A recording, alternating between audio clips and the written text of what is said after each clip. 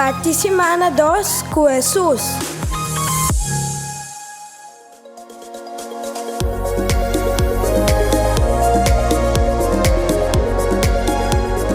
Nossa parte semana com Salmo 145, versículo 10 e 3. Turbo obra nan Senhor ta elogiabu e turbo fiel nan lodunabu alabanza. Nanta canta gloria di bo reino. Bo poder ta tur caminda papia.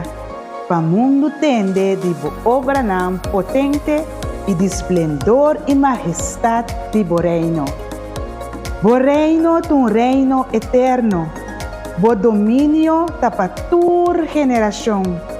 Senhor ta fiel na tur su promessa nan bondadoso den tur su ação nan.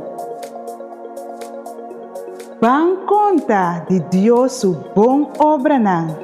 Paso Senhor ta fiel na tur su promessa nan.